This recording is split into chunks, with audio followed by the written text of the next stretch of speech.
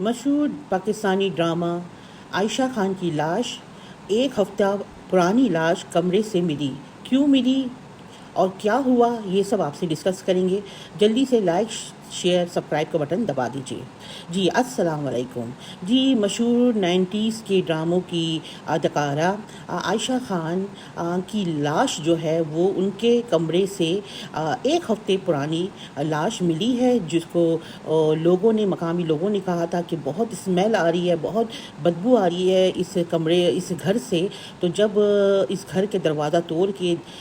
جایا گیا تو پتہ چلا کہ عائشہ خان جو ہے وہ اس دنیا میں نہیں ہے، اور یہ لاش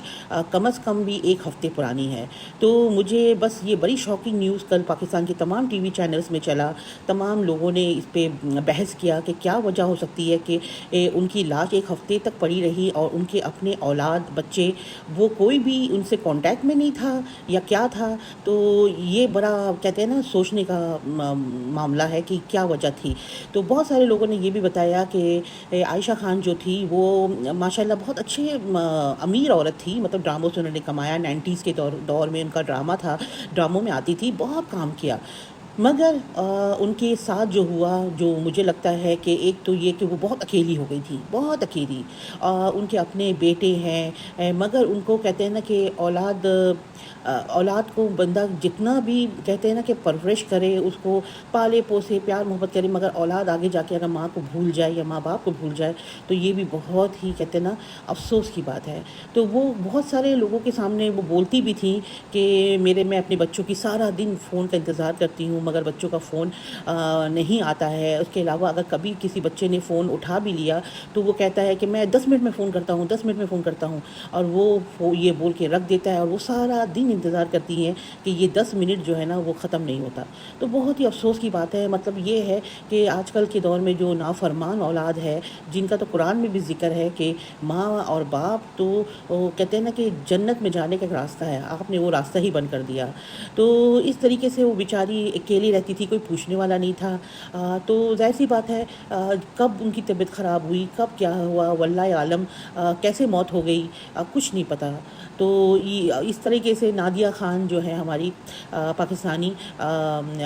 ڈراموں میں جو آتی ہے، نادیہ خان، انہوں نے بھی اپنے اسپیچ میں یہ کہا ہے کہ بہت افسوس ہوا کہ عائشہ خان جن کے ساتھ میں نے ڈرامہ میں کام کیا تھا 90s میں، تو مجھے بہت افسوس ہوا کہ مجھے جب پتہ چلا کہ ان کا انتقال ہوا اور اس طریقے سے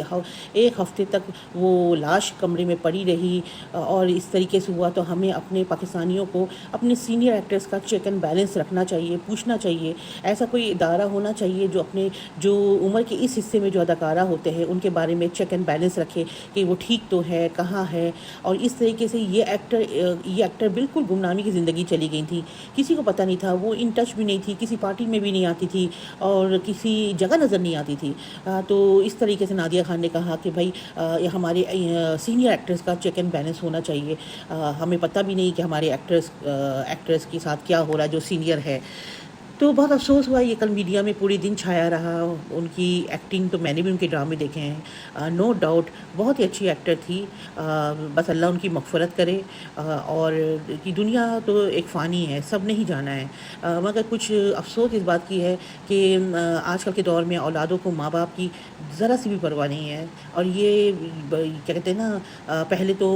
ماں باپ ہے، باقی بعد میں سب کچھ ہے۔ اب اللہ عالم کیا بات ہے کہ ان کے بیٹوں نے یا بیٹیوں نے ماں سے اتنا لا تعلقی کیوں رکھا، کیوں کیا، یہ تو آنے والا دن میں ہی بتائے گا۔ تو مگر بس یہی ہے کہ آج کی اپڈیٹ یہی تھی، میں نے سوچا میں اپنا پوائنٹ آف ویو بھی دوں اور بتاؤں کہ